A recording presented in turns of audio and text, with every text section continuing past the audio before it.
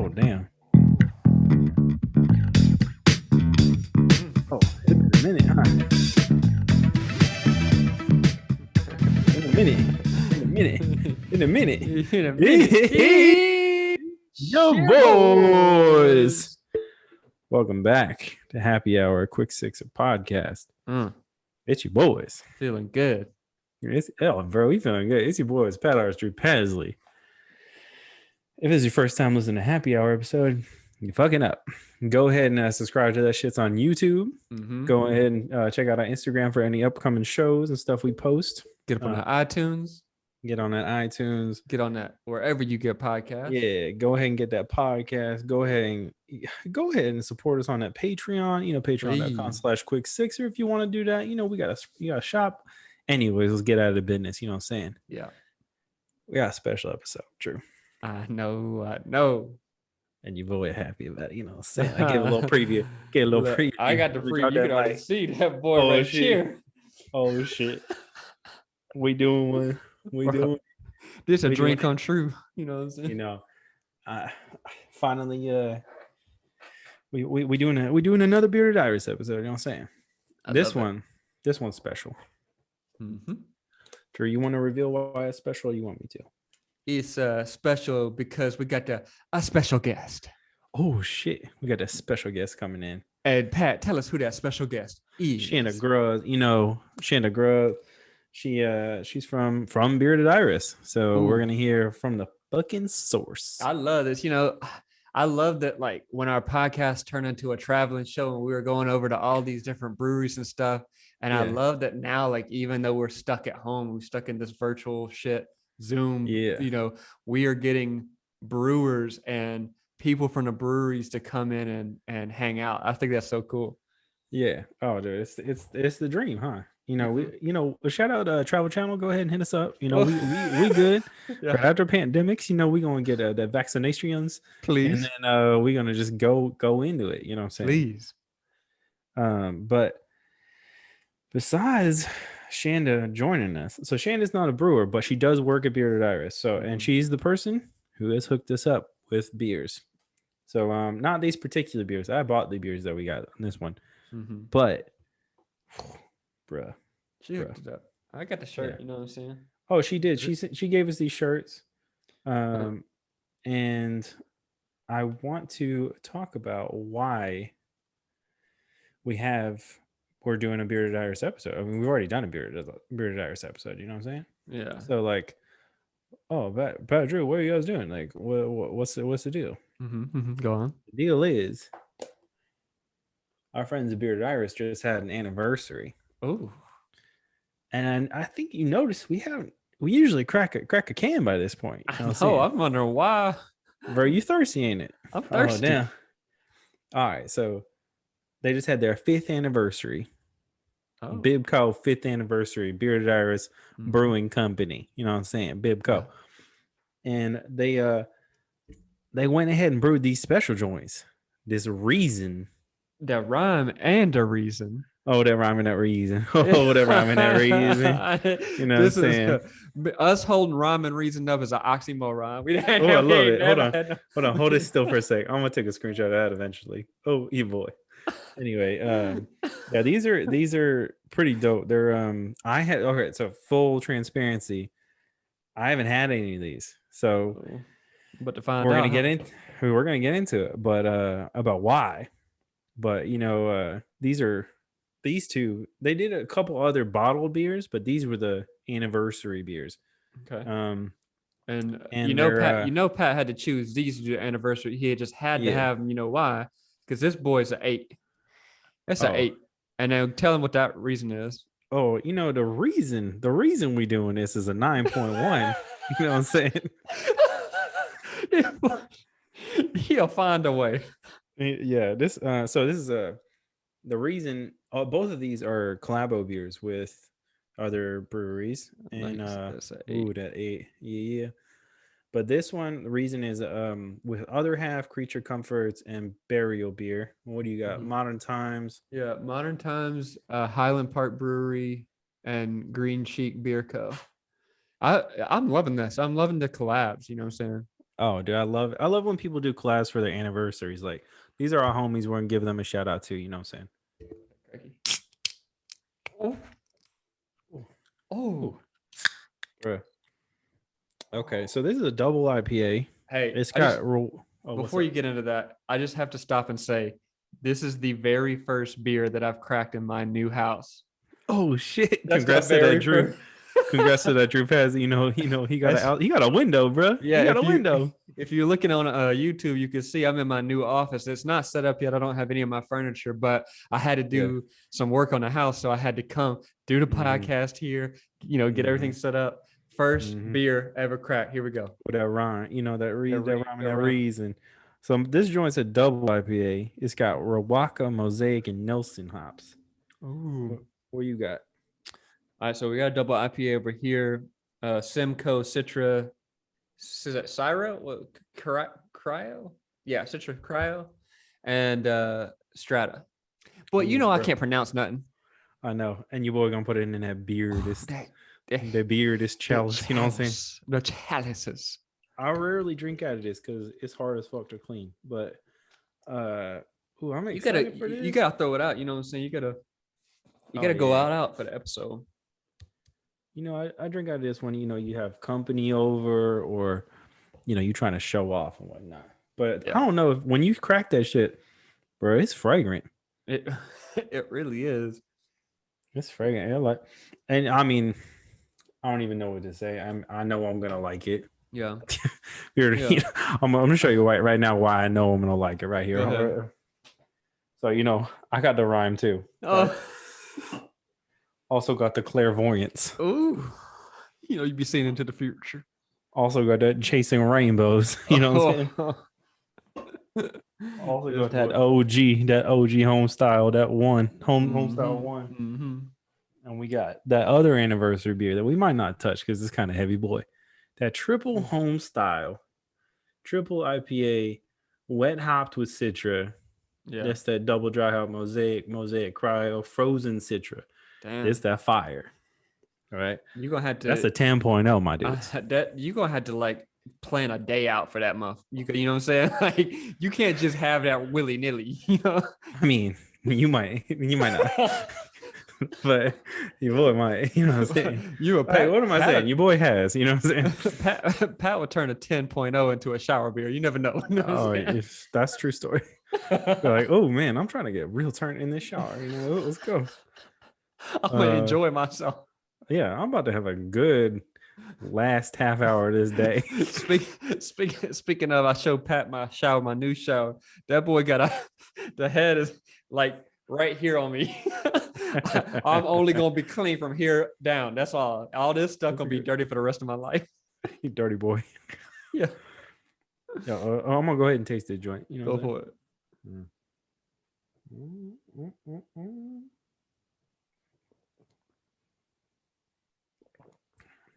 Oh yeah.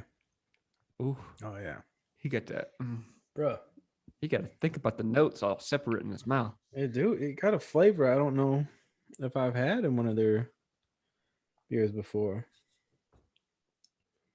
Oh no, there might be a fruit in this bitch I don't know about. Maybe. Stone fruit, some shit like that. Yeah. They be sneaking them stone fruits in there. I know. Everybody be about that stone fruits. What's yours like, Drew? Mine's good. Mine. Let me get one more taste. It's like I could taste the Citra for sure. Yeah. Other words, I don't know, but I'm guessing that's what the other things that I'm feeling. But it's a double IPA and it's crisp. It feels crisp on my tongue going down. It doesn't feel like that real bad hoppy taste that fills your mouth when it's a bad IPA. That hop I don't get that. It's crisp and smooth going down. I think that's a perfect explanation of how Bearded Iris tastes. I feel like all their IPAs hit like this. It's exactly what you said. It's crisp, but it doesn't. There's no gnarly crazy weird or some weird hoppy flavor that you're like somebody didn't do something right here. You know what I'm saying? Right. I'm gonna have to be careful with it though, because your boy got an empty stomach, so it might be real interesting coming here in about 20 minutes. Your boy fucked up on that one. I know, but while we wait for our guests, how about we get into one topic? This is, the happy hour show. So it is structured like the traditional quick sixer, a traditional quick sixer podcast. And we haven't done one in a minute. This has been like, I don't know. And you know what this one is? We invited Chanda on for, we did it for that Women's History Month. Women's History Month. You know what I'm saying? Yeah. For that Women's History Month. We was reaching out, trying to see what women's from breweries would come on and like hang out. Yeah. And one of my first thoughts was, oh shit, well, why don't we, that would be sick. We get somebody from Bearded Iris. So that's how we did it. But you guys, we gotta shout out all. I mean, we're super stoked to have Chanda on. We gotta shout out all the women that we have been associated with all these breweries, like the Beer Fairy, Jennifer over at McLeod. And speaking of all these women, your girl Chanda wants to come in. So, you ready for her? I mean, I'm actually kind of glad because we didn't start a topic yet. Let's go ahead, bring her in. All right. And here comes Chanda. I really hope we're saying your name right. Hey, welcome. How's it going? Welcome to the show. Thank you. Happy to be here. Chanda, if you don't mind, introduce yourself real quick. Yeah. My name is Chanda Grubbs, and I am from Bearded Iris Brewing. Cool. Well, as you see, we've already started. Yeah. Ooh, okay. So we're doing the rhyme and the reason nice. One-on-one. Okay. I just showed off the other ones we got. And so I got Clairvoyant over here, Chasing Rainbows, the regular home style, and the anniversary triple home style. Chilling. All right. Quite the lineup. We're not going to get through all those. Rhyme and reason properly based on code. Happy to see it. Yeah. So we were just talking about basically trying to get someone on for Women's History Month, and we reached out to you and you kindly obliged. Yeah. So tell us what do you do over at and I'm drinking out that fancy boy. Look at you. I love this. And rocking the shirt. Yeah. I told you. I mean, we talk about you guys all the time. Well, we appreciate it. That's wonderful. Really, really appreciate it. So I am one of the founders and owners of Bearded Iris. But my official job title, I think, is marketing manager. But I wear many hats, as we all do. We have a very versatile team of a lot of people who are willing to just kind of jump in and do all the things. So we all wear many hats here. That's cool. So we actually, before you got on, we're talking about your 5-year anniversary. And since you're one of the co-founders, I want to know, how has things changed? Have they gotten bigger? What all was going on? Well, it's been a wild ride. I think for everyone, particularly for the hospitality industry, for food and bev generally, the past year has been one pivot after another, I think. Right. But it's been interesting. It's been fun. It's been crazy. It's been hard. It's been stressful. All of the things. But somehow along the way, we've picked up just an incredible crew of people. And honestly, it's what keeps us all coming to work every day and keeps us trucking along. And we've also picked up some incredible fans and friends along the way. And it's just really makes it all worth it. They love it. So I'm not in Nashville, but Pat is. And every time, so when we started our podcast back, every time we were bringing our special beers on, he had to bring up Bearded Iris. He was like, I got to get in contact with them. I got to get in touch. So it's really definitely a pleasure for us to have you on. Especially me. Yeah. Yeah. No, I was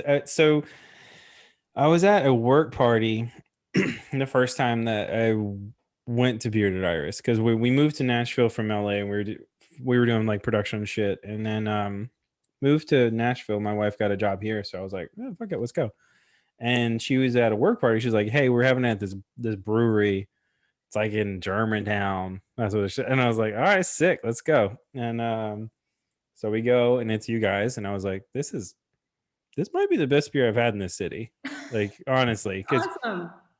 I don't know if you can see these trophies back here, but this one is from McLeod Ale. It's Van Nuys, California. That's Russian River, and this is Santa Monica Brew Works. These are all like past sponsor stuff. So, but there's tons of other Quick Sixer shit in here, but it was one of those things. Like when we started the podcast back up to try to like it was during right when COVID hit, I think. Yeah.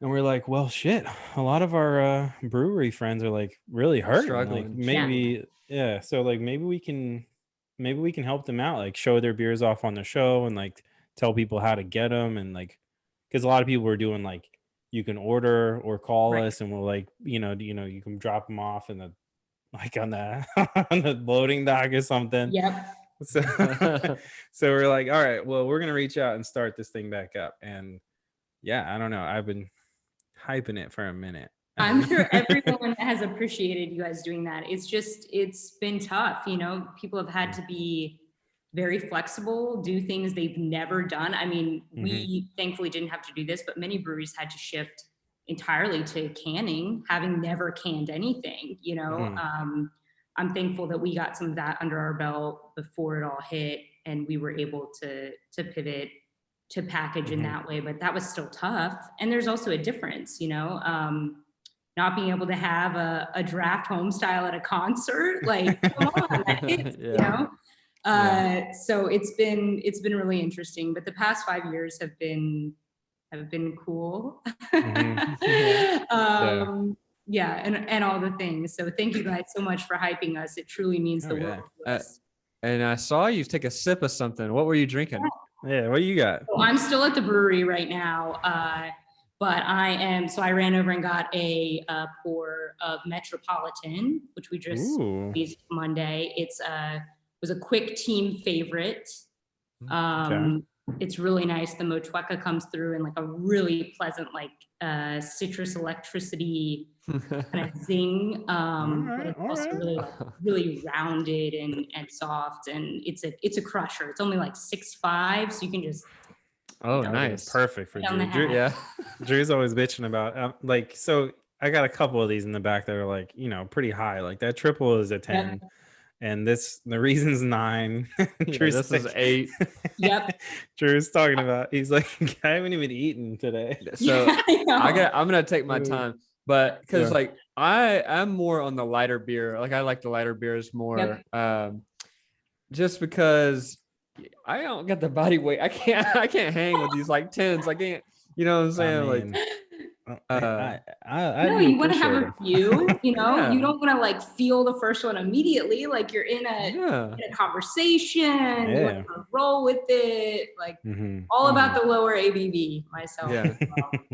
Yeah. We've been actually speaking of, we're doing a thing with somebody pretty soon, and they're releasing what was it, Drew? A low-cal hazy IPA. Oh yeah. How do you feel about that?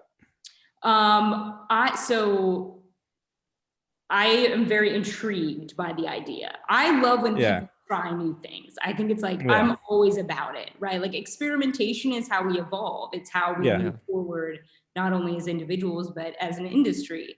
And I think there really is like a market for low-cal. But if you're drinking low-cal, like you still want it to be flavorful. You still want it to have all of the qualities of what you would normally purchase or order. So I'm all about it. Like anytime someone releases a new low ABV or low cal offering, I will always try it. Especially if I'm going somewhere, like, I'm going to like family dinner, or in the olden days going to a party, and like you want to, slow roll throughout the day, or going to a cookout, like Well, speaking of like trying new things, and you're into the innovation, I wanted to ask you a little bit. So you collaborated with a couple breweries for these. What was that collaboration like? Well, it There's a wasn't bunch of them. how we would have preferred it to be, you know. In the olden days, of course, we would have been able to have everyone here, and you know, collab brews are so much fun because if you only know, you know, one of the brewers, you get to probably meet their whole team or several people from their team, or if it's an old friend, you just get to hang out for the weekend. And I think everyone in the industry, but certainly we really love like collaboration. Not, you know, only in the abstract sense of like collaboration, teamwork, you know, but those moments where you just get to have dinner with, you know, brewers from New York or whatever, and you just get to shoot the shit and also talk about the thing we all still love. And it's really an awesome experience. So given COVID, we weren't able to do that, but we wanted to kind of have some of that feel again. So we chose basically our, you know, 6 other kind of best friend breweries that we really admire. Also, you know, East Coast, West Coast, and we just opened up a dialogue with them about it, and it had to take place virtually, but we still got a lot of the fun back and forth that we normally get, you know, in person. So that's super cool. So I don't know if this is like too behind the curtain, but like when you collab with them, is it just like you bounce ideas off of each other, then the beer kind of the brainstorm happens and then you make it? Is that how that goes? Yeah, in the more or less, that's how it goes, especially in a virtual or digital sense. So, you know, normally you'd have the recipe kind of developed beforehand based on that back and forth. Just, you know, someone throwing out, hey, what if we did this? Or what if we use this? What if we tried this approach? And that's the fun of the collab. And then normally, you know, they'd come here, we'd go there. And then you actually brew it together. So you have the experience of brewing it together as well. We missed out on that portion of it, but still got to have the back and forth about recipe development, which is part of the fun and part of the learning. You know, everyone has their own techniques. Everyone has preferences and things they've picked up along the way. And it's really cool to be able to learn from each other as well. Yeah, that's super cool. So it was a lot of fun. Speaking of just, I mean, he's talking about collaboration, like, and mixing recipes and whatnot. Like, how did you get interested in, like, why was brewing beer the thing for you? Like, what happened there? What clicked? Well, I don't brew the beer. So. But I mean, like you're a co-owner, so like you had to all right, I'm throwing on this. Like, what was that? What happened is I fell in love with a brewer. There we go. And there it is. I'm just kidding. Yep, there it is. And actually on our first date, I ordered an IPA. That was the moment. Probably tell you what it was. Honestly, I don't remember. I was just getting into, at that point in my life, getting into IPAs. I have always and will always be an IPA drinker. It's just, I love the style. I love hops. And Bearded Iris has made me even more of like a diehard fan about that. But we, you know, we fell in love. The rest is history. And, he and his childhood best friend and, you know, partner, and then everyone just kind of came together. We had this like really solid group of friends that came together with this passion and idea, and here we are. Now is it? That's what's up though. That's pretty cool. What were you doing before? Like, so I have been in the marketing industry for like 8 years, and in the brewing industry now for, you know, probably 6. So it happened to just really work out like perfectly that I was already in marketing and then just took over our marketing for the brewery.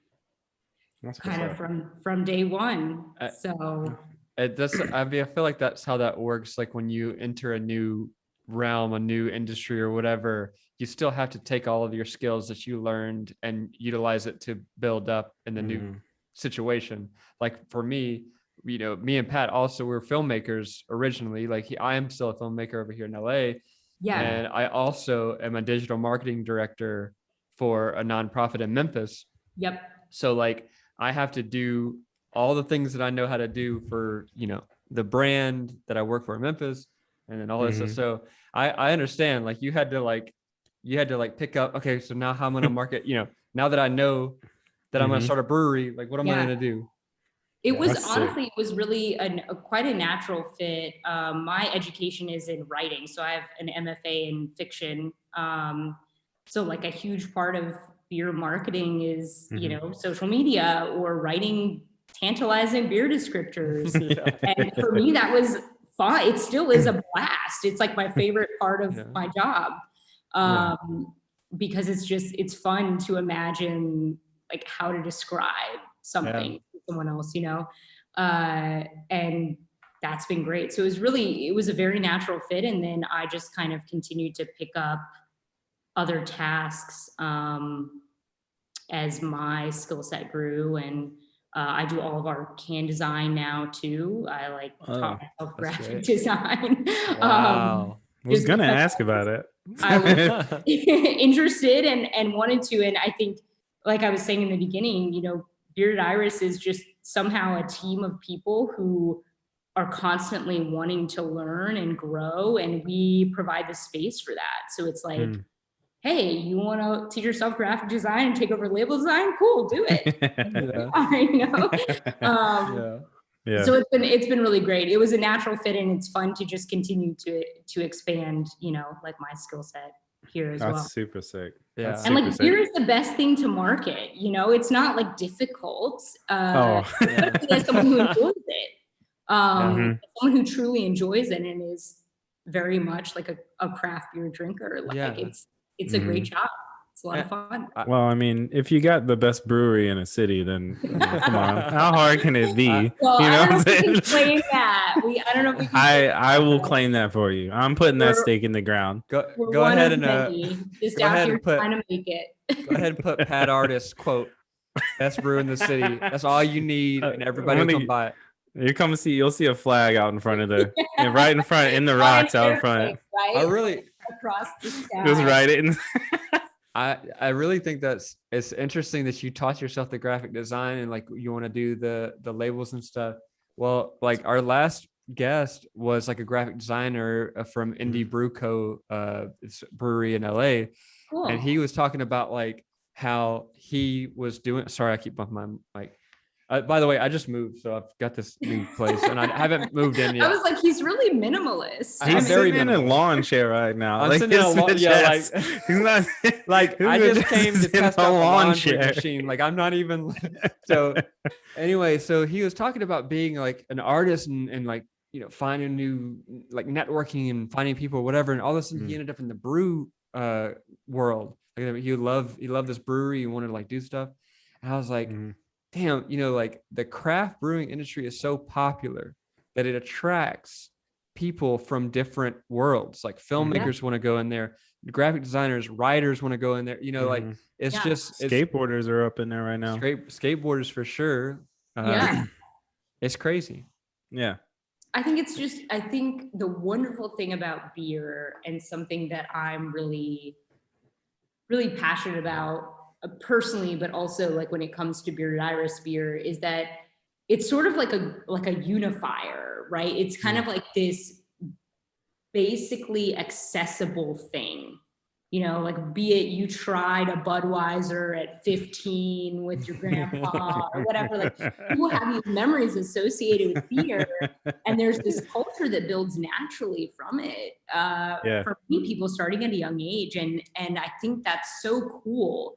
Because if you can tap into it and if you can speak to that in someone else, then like you find that unity with them, and I think then like the craft beer scene is just about elevating that experience and elevating those flavors and the mouthfeel and all those things about the beer. It's just really cool. I think that's why people are attracted to it. funny you mentioned that entire thing because we're doing a show. We've been posting about it. We put out 3 episodes. One went out today. It's called BFFs. It's called Beer Friends Forever. And it's about, like, basically I interview somebody and they tell me a beer that is attached to their life and somehow. So just like what you're saying, like the Budweiser with Grandpa at 15, like it might have been a little bit younger for me, you know. Your boy, hey, we're not here to judge, okay? I mean, your boy has way too much Anheuser-Busch apparel, and just not. It wasn't all bought from, like, I didn't buy it all, you know what I'm saying? But my family has an affinity for that. The But artists love the Budweisers. Good Lord, if you could get an IV, like, come on. And anyways, we're doing this show called BFFs, and our last episode was about Budweiser because because my family just can't. I don't know what the deal was. Like, I don't know what it is. They won't change from it. Like, it's it's like a culture. I mean, it's like a. So I think there's something interesting about. Well, this is true across the board, but you know, like the idea of brand loyalty, right? Yeah. Well, my grandfather drank Budweiser. He was a Bud man. And then like my dad became a Bud man and now I'm a Bud man. It's like generational. 100%. It's brilliant. It's fucking brilliant. But like that now, like what are the new generational beer choices at this point? You know, I think that's something interesting to think about. Like, does that exist still in the craft industry? You know what? I'll bet you it will develop. I don't know if it exists currently, but I'll bet you, because I mean, this whole, I know craft breweries have been around forever, but like the last 20 years have been a huge boom for them. You know, like people are really recognizing, like, oh man, like this is my local shit. I'm going to go, like, I like them. I'm going to support them. So they go and buy them and they'll find something that maybe equates to what they grew up on, you know? Right. But so I think that might be, I mean, you guys could be that for Nashville, honestly, I think. Well, Pat, I think you make I'm a not good fucking point. around. I think you make a good point because like we grew up, like you said, Chanda, it's like our family had, like, my dad was a Milwaukee's Best. Like that's what he drank. Yep. And we used to buy that cheap beer in the gas station or whatever, I would like try it and I'm like, I don't like beer. I'm like, why does my dad drink this? But like our generation, our generation got into the craft brewing. Like everybody got into that. So I think at some point when we become older, it will be like that, like where we're like, no, you have to get this kind of beer because when if I bring this beer to our cabin on the lake and my dad sees it, he's like, what are you, you know what I'm saying? But like when we get older, we're going to be like, what brewery did you get that from? You know? Tell me the story of it. Tell me the hops involved. I want to. Wait, so what were your beers? So yours was Budweiser. Mine. Yeah, Stella was Drew's. Drew's was episode 2. Stella. Ooh, that's a good choice. I love Stella though. Dude, I love Stella. I drank Stella the other Sunday, like at a like outdoor family bar. It's an easy beer to drink. You can't beat it. You can't beat it, and it's like something that's sort of universal. Like you can find it almost everywhere, and that's nice. To just be like, okay, cool. Right. Yep, I'll take that. I know what I'm getting out of it. I know what it's going to taste like. Yeah. My beer that I can like, I think that really made me realize that like craft was something else was Magic Hat number 9. Oh, we had somebody on that talked about Magic Hat. Yeah. Like I just remember, like I was talking to my sister about this the other day because I found one of the like beer caps like in an old makeup bag or something that I was like cleaning out. And it's just funny because like that was the first time when I realized, I think, not only at that point, I really liked how the beer tasted. And I was like, oh, everything in the world isn't Bud Light, you know, at a party or whatever. But it was the first time that I realized a brand could have a personality that like resonated with me. And like the playfulness of the little like riddles under the cap. Like I was just like, that's it. You know, that's so, it's like universally appealing somehow because it's fun and it's not pretentious. And it like still sticks with me. I still think it was a brilliant move. Yeah. Oh yeah. Yeah. I think that beer for me was Gotta Get Up to Get Down Brown from what's the brewery in Memphis? The Wiseacre. I think it's Wiseacres. Yeah. That was the beer that did the same thing to me. I was like, oh shit, like this has like, it's like, you know, it was really cool. I just realized something, Drew. Oh my God. When I met Drew in college, Drew had a weird beer change. Like he was drinking this other shit, and then he went straight up to like, he's only going to drink Newcastle brown. Oh yeah. I went to Newcastle. This is it. This is the only thing he's going to drink. And I was like, wait, why? Did you start? He doesn't know. He has no idea. It was like a peer pressure or something. I don't know. Yeah. I think his roommate was like, I'm buying, this is my shit, you know? But like, bruh, that might have been why you tried. Gotta get down. Yeah. Yeah. Yeah, that makes sense. That connect for sure. I'm trying to connect Drew's beer trail. You know what I'm saying? Like this podcast has been such a learning experience for me. Like throughout the years that we've done this, like I think we started in 2017 because, like, just to think what was it? Oh, he's drinking. 2015. Okay, so there's a place in Memphis called Flying Saucer. Have you heard of this? Okay, so this chain, bro. Yeah. Okay. Well, it has several beers on tap. Right. I would get Coors. Like that's how simple I was as a beer drinker when I was in college. Isn't that sad? Isn't that? I don't know. I think I don't know. If I had met you at that point, I would have thought it was sad. But now I've come full circle where I'm to the point of being like, what breweries like Coors do is actually pretty impressive. Like not only just the sheer size and scale of their operation, but the fact that every time you drink that beer, it is exactly the same. Yeah. Achieving that, honing that in is incredible. You know, like there's so much that goes into that. And so now I see it from that perspective where I'm like, wow, damn, that's respectable, you know? That's really so dope. I might think now if we met and you're drinking a Coors, I'd be like, I understand.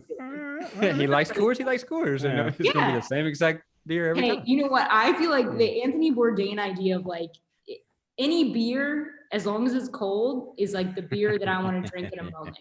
You know? That's a good quote. Like there's no beer that I will not drink given the right context or the right moment. Girl, we might be best friends. You know what I'm saying? It's just, it all depends, you know? Yeah. So like, then the question becomes, how do you make the beer that's perfect for every moment? All of the beers. Speaking of all of the beers, I'm going to bust open this rhyme. Oh, okay. You know, gotta show it off just a little bit. It's a little bit crispy. So full transparency, Drew. I put the wrong beer in the freezer. So usually I put the beers in the freezer for 15 minutes before we start the show because we're gonna be sitting here for an hour. I don't want them cold, like warm. And I put the reason not in the freezer, and I was like, fuck, I'm gonna have to drink that one first. Like, I hope Drew doesn't give a shit. And luckily it was higher ABV, so he didn't care. But no, after you guys each finish one of those cans, you're gonna be like, I don't care about anything. No. We're already get to that point. We're there.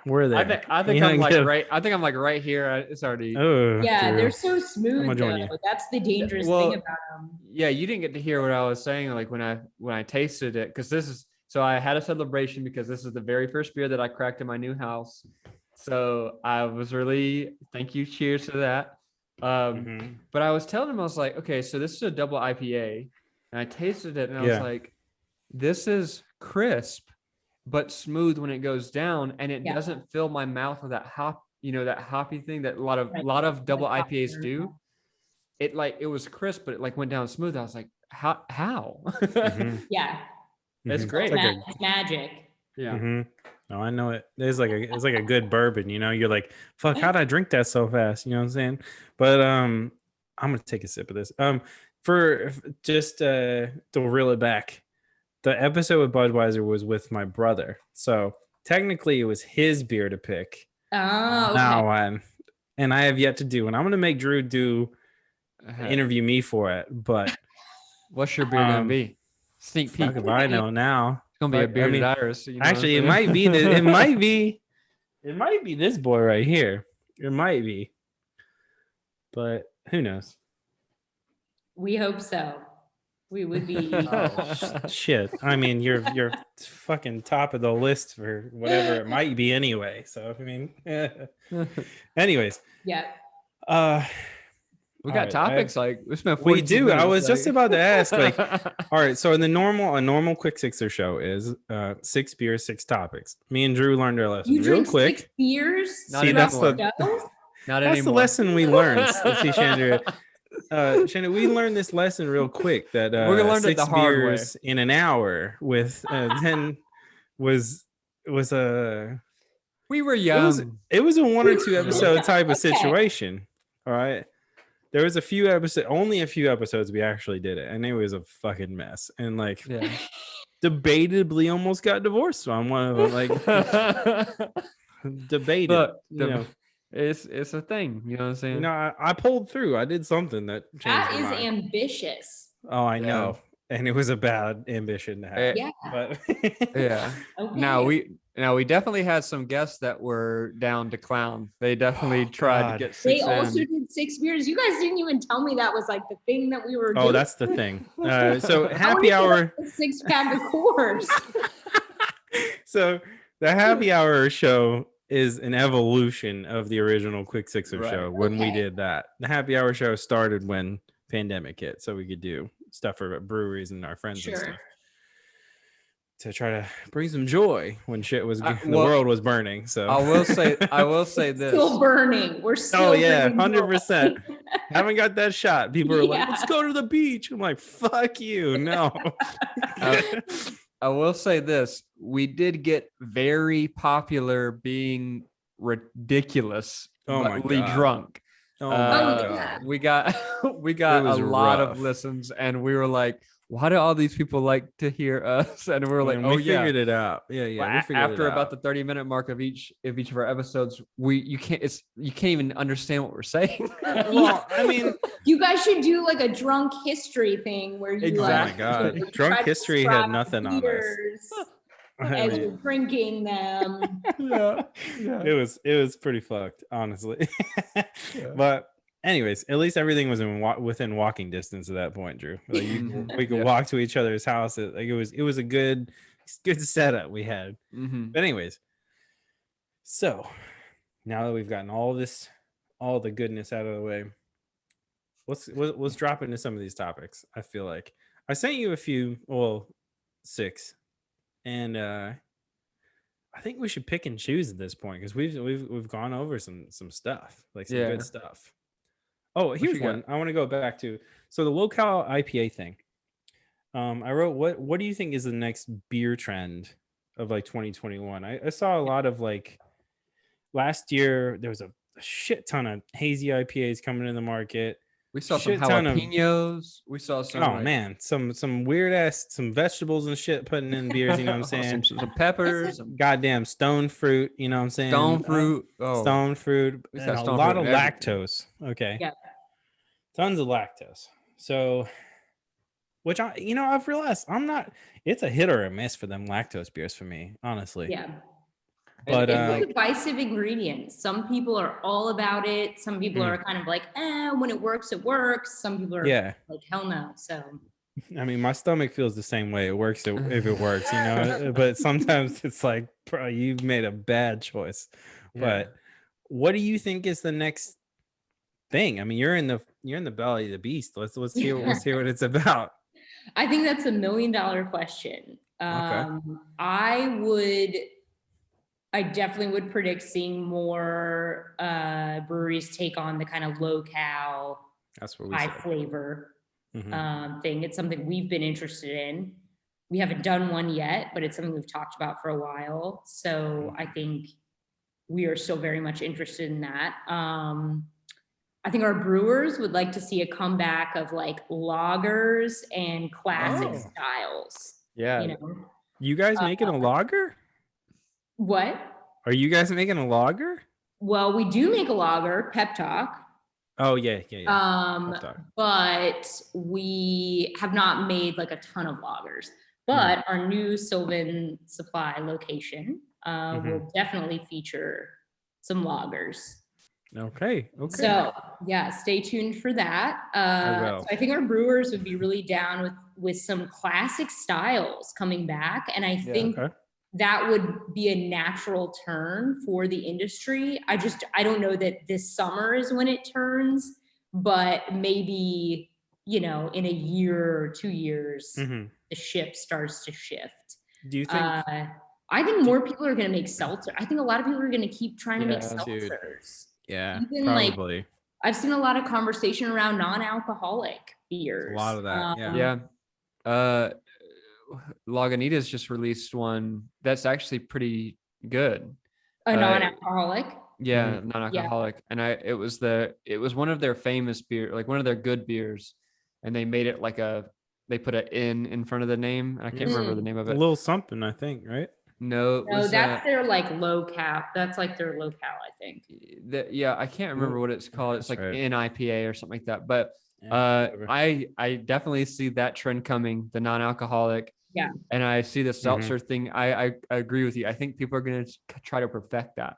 Yeah. Because like once it got mainstream and once those popular ones, what's the one Truly, and there's another one. And I predict a lot of like just craft breweries taking a stab at that and seeing like, okay, can we make this really good? Can we be super intentional about sourcing fruit for it? You know, like there's so many routes you could go with that. Yeah, that's cool. I don't think we've seen the end of seltzers. Oh, I want to ask you something. So whatever you're wearing matches this, and I think it's dope. I think it's a dope outfit because you matched. You planned your shit. You planned it. I know you did. I was like, damn, that looks familiar, and I was like, oh shit, that's right behind me. So she designs clothes too, you know what I'm saying? She just does everything. I wish. Maybe in my like next career. Many hats, you know what I'm saying? Retirement. Hey. I mean, you said you wear many hats. You know, you got to do what you got to do. I do. It's true. It's true. Fuck. Okay. Well, yeah, no, I agree. I agree with you guys completely. I think the locale thing is like pretty interesting. Actually, we can say who it was. They already announced what it is. It's the Carl Strauss's new collaboration with I forget. But it's a locale IPA. They posted a shit ton about it earlier this week. That's great. Yeah. Trying it. And like before we move on to the next topic, I will say like if the trend goes back to lagers, I think that will really hit hard. Because like that's like what I would go to. Yeah. Because like remember when I said like I went to Flying Saucer and I got Coors or whatever. Yep. It was because I didn't know the difference between so and so and so. So there's a lot of people out there like me who obviously didn't do a podcast for 5 years and know like different kinds of beers, and they see lager and they're like, oh yeah, that's the kind of beer that I normally drink. Let me get that. Well, I think when you taste a lager, to you it tastes like beer. Right? Like in the most basic sense. Like you're like, that's a beer. That is the beer flavor. And I think that's cool. I think it's accessible. I think it's welcoming. I think it's all of the things that we want beer to be. So what if you just made like a really good one? Yeah. I mean, everyone's talking about how when the country fully opens back up, if someone had like a dope lager that really hit, like, I mean, lager, it feels like the most American ass beer there is, you know what I'm saying? Right. So it's like if someone had one that hit really hard, like it could be a big deal for them, you know? Like, well, even if it was, especially if they were like national, but if they were local, fuck, you could have huge parties just based on that. What if you were opening a tap room in Sylvan Supply in Sylvan Park in Nashville? Who even knows? Brew lagers. Shit, who even knows? Who knows about these things? When Drew comes here to shoot another Gibson thing, then we'll stop by and we'll see what's up with that lager. Yeah, well, you will definitely have to come. The tap room over in Sylvan Park is looking very cool. We're all so excited to open it. It's getting really, really close. Nice. And it's looking like a place that could serve people beer and make beer. And like, great. Yeah. Incredible. We just need the world to be in a different place. So yeah. Such a dope area too. God. It is. There's a lot of stuff coming over there, a lot of build out going. I think it's gonna be really cool. We're very super cool. Are you guys like Nashville locals, or why did y'all choose Nashville for the brewery? My husband and his best friend, who are two of the founders, grew up in Murfreesboro, so like a little bit outside of Nashville, and we all kind of converged back on Nashville when the plan started to come together to start Bearded Iris, and it just seemed like a really great spot. Like a lot of cool things are happening in food and bev here, and were 5-6 years ago as well. And there's just not a lot at that time. There wasn't a lot of breweries. There still aren't in comparison to places like Asheville, for example. But I mean, come on. It just seemed like a good spot to open a brewery. Yeah. I mean, you weren't wrong. Like, it's not getting any smaller, the city. Yeah. It would definitely a better market than if you went back to Murfreesboro for that. Because like it's not as accessible. There's not a lot of people there. So for sure. But that's cool.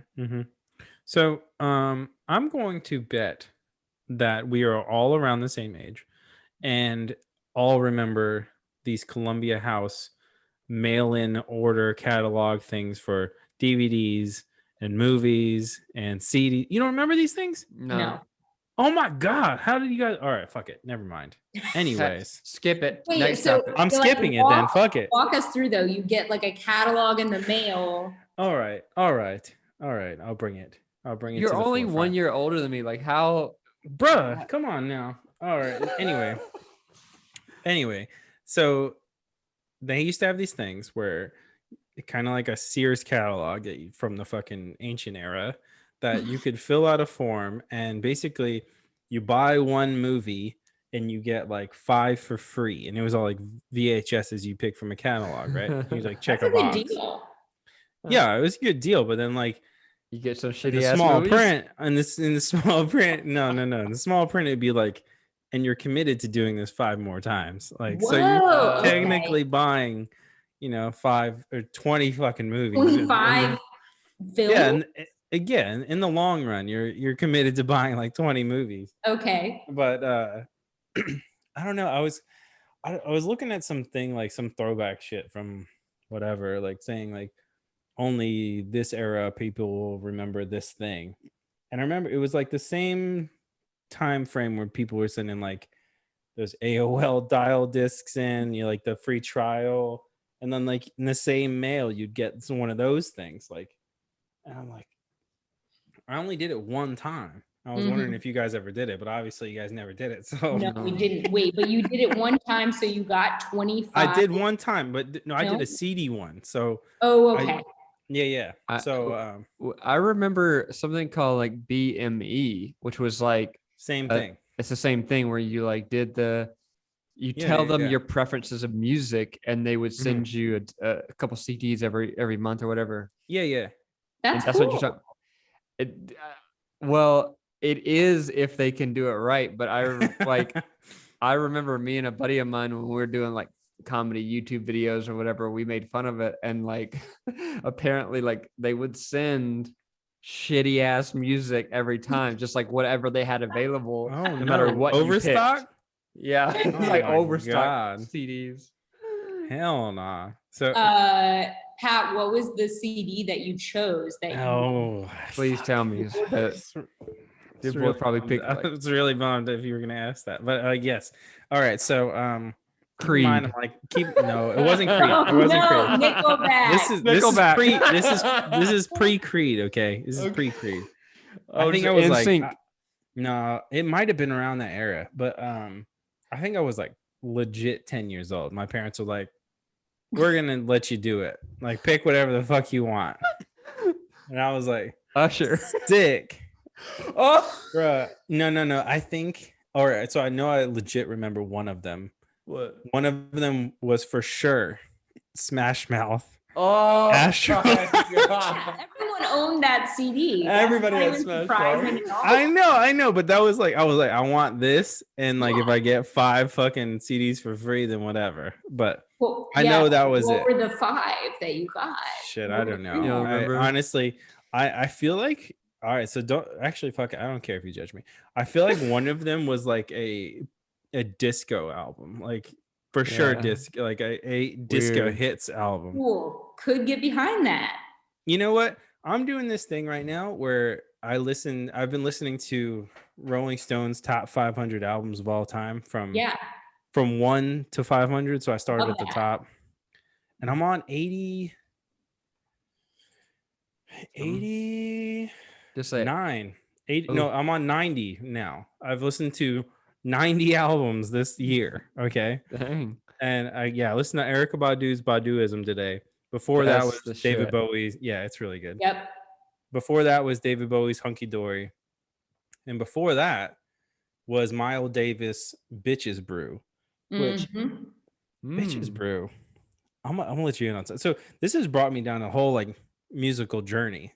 So but I think this is kind of like what sparked the idea of bringing this topic up, because I was like, man, what gaps? Like I fucking had this like Smash Mouth album back when I was 10 years old, whatever. What gaps did I miss growing up? So I started this thing, and I think that kind of spawned the idea of like, oh man, like what was I listening to then? Like when I you could first like for real remember what you were listening to. And man, this list has brought me down a whole journey. Bitches Brew in general, like just in particular, I learned, so it's a jazz album, right? Miles Davis. And it's only 7 tracks. Okay. The first 2 tracks were an entire record. Like they're a half hour a piece, the first 2 songs. Damn. Yeah, it's nuts. And then the rest of it is another record. So it was a double album, right? But I'm like, I open it up in iTunes. I'm like, what is this? Like, why is it so fucking long? And then I'm sitting here listening, doing work or whatever. And my wife comes in and she's like, oh, what song you on? I'm like, still number 1. Like it's still, we're still going. He's killing it.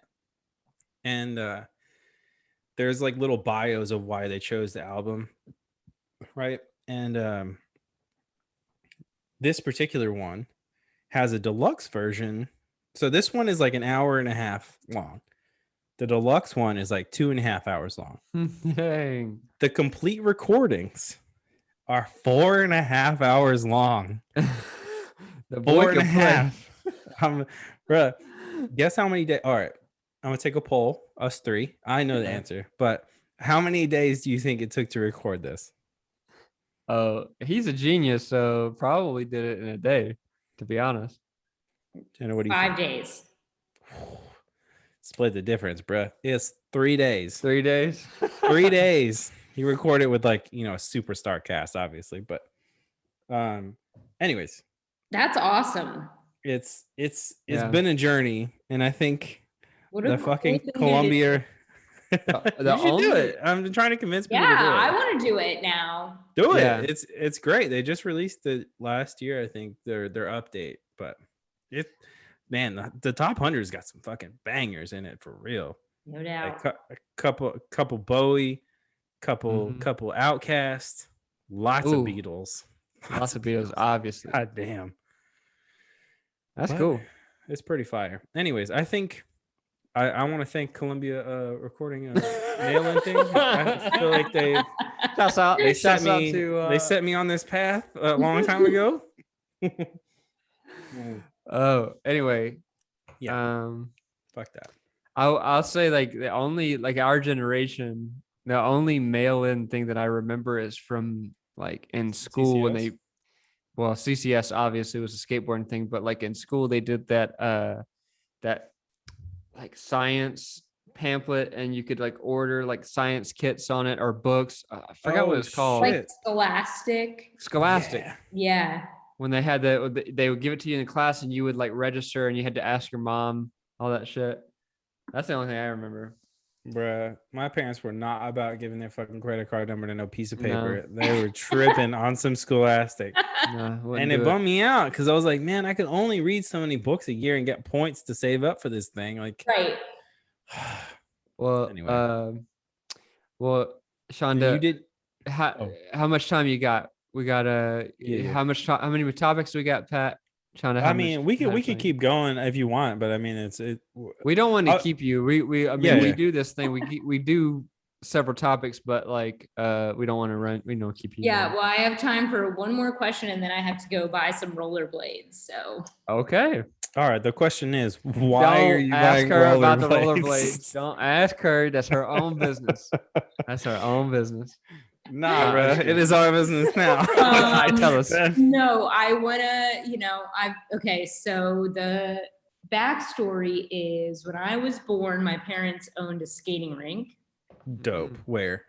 In Nebraska. Crazy. Yeah, crazy. Peak 80s, right? That's like amazing. Late 80s. And so I grew up like roller skating. My parents were like competition roller skaters. Shit, that's awesome. Wow. And recently, last weekend, my 11-year-old niece had her birthday party at a roller skating rink. So like that's coming back around. Kids are now having parties at roller skating really? Rinks. So we had to go, of course, and not a great roller skater anymore. Mm-mm.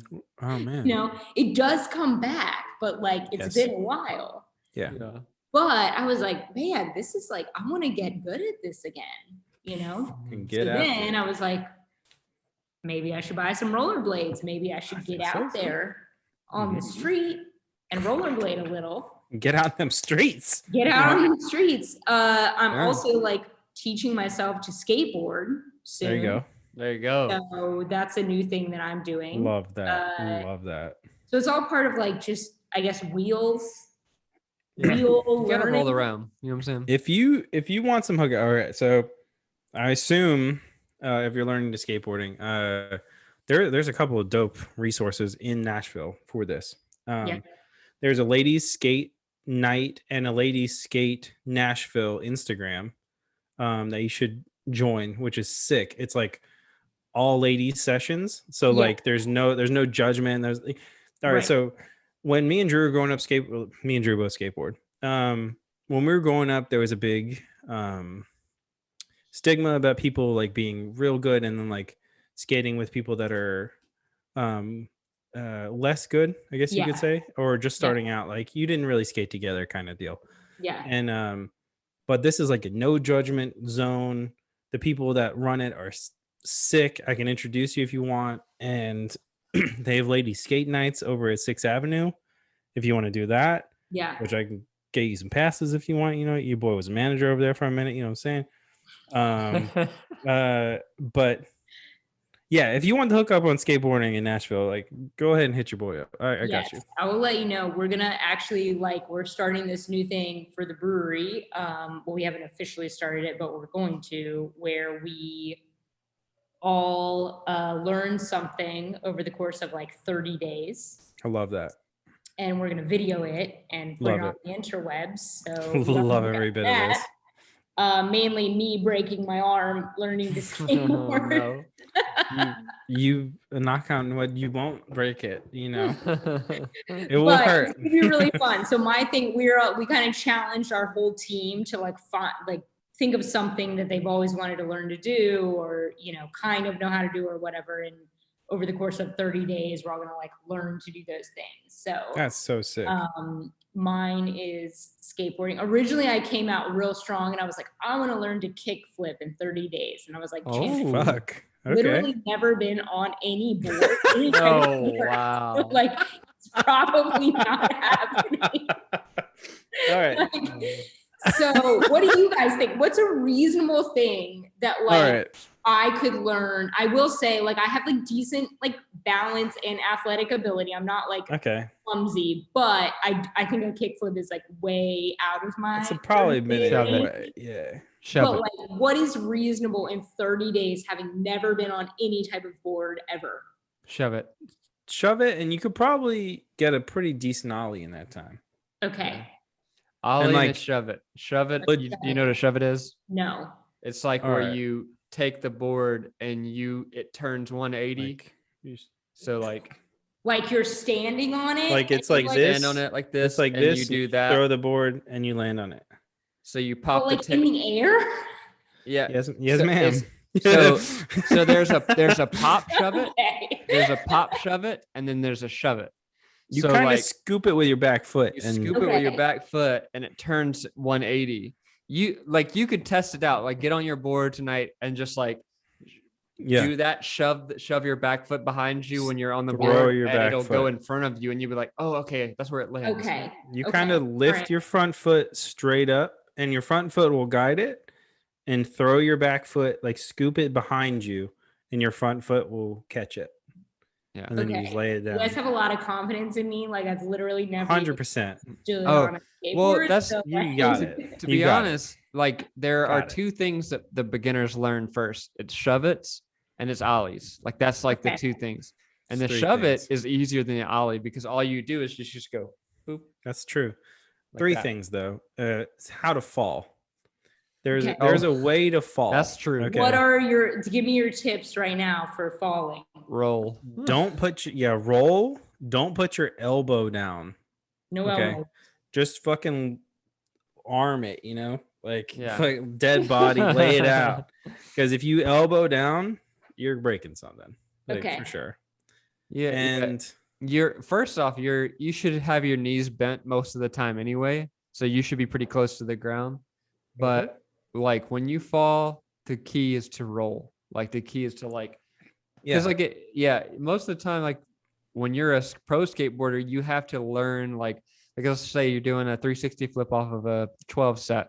Like you have to learn how it feels to get on there. So like they'll do the trick, but like barely not land it and then like have to roll out and they don't Mhm. get hurt, which is crazy Yeah. to think about, Yeah.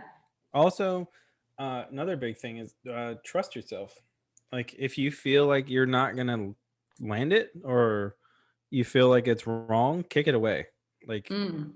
That's you'll good learn thing. to feel your body move in the motions. Yeah. Yeah. Yeah. But it's That's a the quick weird- tips of the day.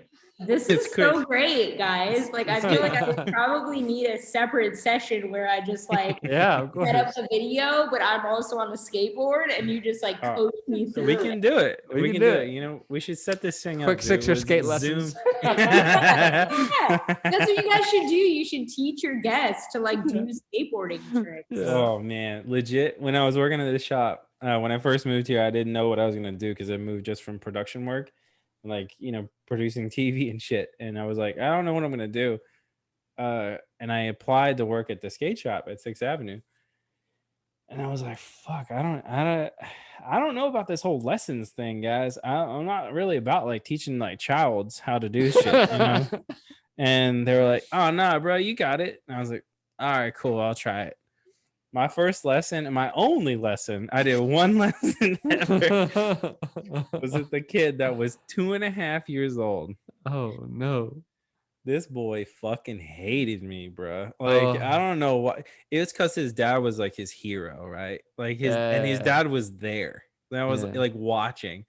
I was like, bro, this kid fucking hates me. He doesn't want to listen to anything I say. No. He's just like sitting on the ramps and like running around and shit. And I'm like, How am I gonna get this kid come to on, roll? man. Like, I don't even think he gave me daps afterwards. Like, he just kind of dipped out. Like, he was like, Aw. ah, fuck you. 2.5, bro. You can't. And you that was can't it. know. Yeah, that seems really young. Yeah. Well, yeah, you would think. And I mean, he still goes there. But the next time he had a lesson, he came up to me. He was like, his little baby Yeah. fist. He's like, yeah, Little bro. tiny little baby Yeah. fist. I was like, fuck yeah, bud. But it's weird to say fuck yeah to a 2-year-old, You can't be saying that. You can't be saying that. Well, This has Chanda, been thank you so awesome. much. I mean, you've told us so much about, your experience with the brewery. I think, Mhm. I think you guys are going to definitely push through this pandemic and come out with some great stuff because, I mean, just with the 5-year anniversary stuff, you guys like collaborating with people, like it's really That's dope. cool. So I appreciate you talking with us. Yeah, of course. Yeah, thank you so much. Thank you for featuring us. We appreciate the love always. Yeah, I mean, come on. Or I personally am gonna push featuring you on you guys on Drew so many times. But the rhyme and the reason. So I know we talked about you guys did some bottles and stuff, but the rhyme and the reason, the ones that I could pick up, and fuck it, I forgot to talk about it. It was my first ever beer release thing I did ever done. It like a beer release for a specific thing. Wait, you've But never anyway, gone to a beer release? well, no, like we started the show and people would just send us shit. I know I never. Oh, you mean like you're featuring something like from a specific? Well, yeah, but like a limited, limited release window type of deal where I actually had income. I could go and get it.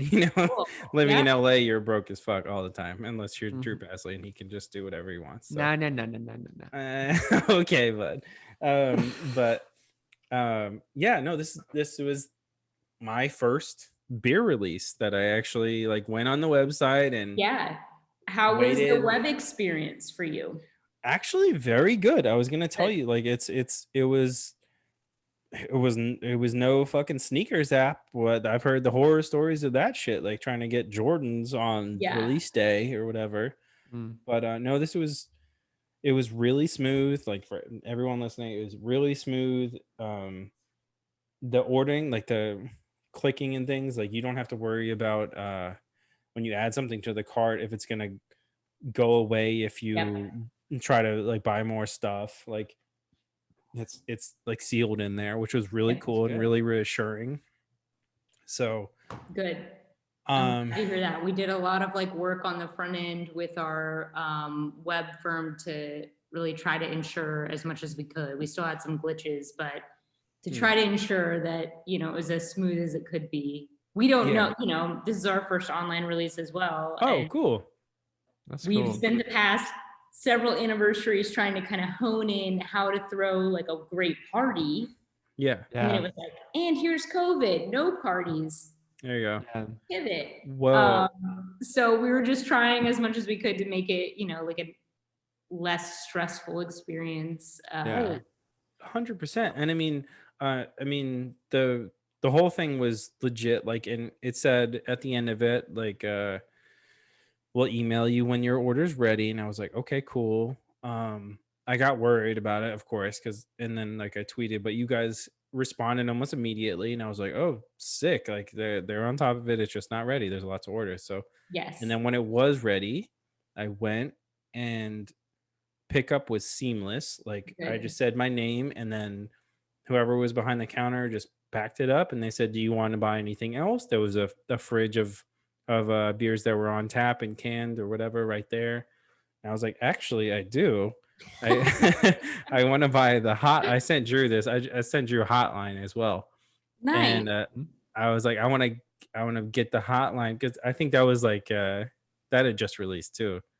And I was like, I'm gonna get this, because honestly, I try to try everything you guys put out.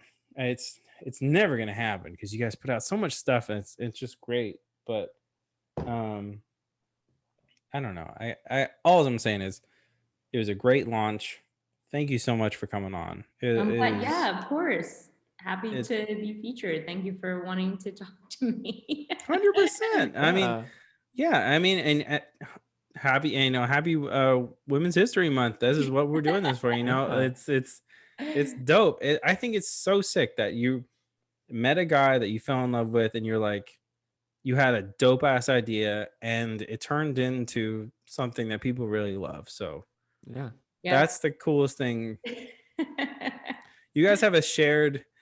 Me and my wife both work at the same place too, and it's kind of sick. I gotta say, like it's a cool thing to do, like working at the same spot, because you're like, bro, you can take lunch breaks together if you wanted to. Yeah, you're partners in multiple ways, which is really cool. So yeah, we don't work too much together, but maybe in the future. Not by choice, just we do different things. But yeah, well, but I mean, there's so many things that you got to do for your business, I think that as a whole, like our founding group of friends, like it's all love between us. That's and so sick. like we just try to project that out to like our Mhm. team and then to everyone who enjoys Bearded Iris. Like that's at the core of our brand is like friendship and love. And so like we just want to put that out. And it comes through. I mean, the first time I had Homestyle, I was like, coming from a person who we did this show for years before I came to Nashville, and I was like, fuck, I was honestly, like, I'm not gonna lie to you, I was honestly worried that moving back to the South, I was gonna be bummed out about the craft brew selection. Yeah. And coming here and finding you guys made moving to Nashville a little bit brighter for me. This boy loves honestly. beer. Yay! He loves beer. Legit. Like, I'm not kidding when I say, and I've said it on this show multiple times, I'm sorry, everyone that's over it. You guys are my favorite brewery in this city. So the great thing is our audience is going to love the fact that, you know, you representing Bearded Iris came on and got to talk about your brewery, got to talk about like your process and all that stuff and your collaborations. They're going to love it because Pat's been hyping you guys up. So again, hype train running. Yeah. Well, thank you guys so much. It's been a pleasure. It's been a lot of fun. And I will hit you up if I need skateboarding advice. Otherwise, just wait for those videos. I will. It's gonna be primo content, I can guarantee. All right. 100%. I'm waiting. All right. Wait, I think you got an ollie and a shove it in you. I think you do. I can feel it. Yeah. I don't know. There's just a certain thing you can see somebody and you can be like, they're not gonna do shit. They're just gonna eat. They're just gonna fall a lot. I think you might have it in you. So I think you got it. I appreciate that vote of confidence. I'm gonna take it to heart. I'm gonna take it to the streets. I'm gonna do it to the streets. To the streets. And anytime you or any of the team wants to come back on and hit us up, fucking we'll do some beer releases for you guys if you want. Okay, I'm trying to spin this, but this is fucked up, you know. Look, we had a rhyme and a reason. Okay, can we just? We did. Your boy gonna be faded. Thank you so much. All right. Well, thank you guys. Have fun. Finish those 5 other beers. Oh God. That'll be other episodes. You are tripping. I ain't finishing no 5 beers. I will get divorced. Brandon, thank you so much. Thank you so much. I'll see you later. Bye. Oh, dear boy. Anyway. Well, Pat, you want to close this out? I do. Well, you want to talk about anything else? Your boy been on here for a long time, got a PP. Oh, I know. We should close it out, honestly. Shouts out to all the people who got a PP listening to this episode. You know, shout out to Small Bladders. You know, it's your boy. It's your boy, Small Bladder. You see me shaking in my lounge hair. You know, this boy got room on baby body. Anyway.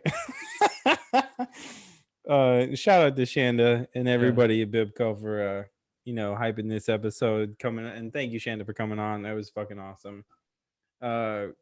You can't buy these, but like next time they do an anniversary, go and check out their collabos. Shout out to everybody who did a collabo with them: Highland Park Brewery, Modern Times, Green Cheek Beer Company, Other Half, Creature Comforts, and Burial Beer, Highland Park Brewing.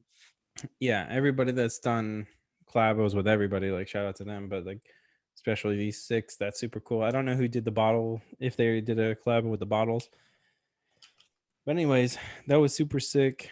I love the Bearded Iris. I'm gonna be super bummed if I leave Nashville and I can't drink it no more. So hopefully they get national. You know what I'm saying? Oh, I'm gonna stock up. You don't believe me? You know what I'm saying? Can I get a Bearded Iris in Costco, please? You know what I'm saying? I don't know some of that Costco's, bro. Costco's, come on, man. Give me some of that. Give me some of that 88 pack. You know what I'm saying? Actually, shout out to Mount Julia Beer Company for hooking up some of these beers. And I mean, appreciate it. You know, it's your boys. Bearded Iris, Chanda. It's been your boys, Pat Artist, Drew Pasley. It's that first happy hour in a minute. Go ahead and subscribe to everything. It's been your boys. We out. Bow.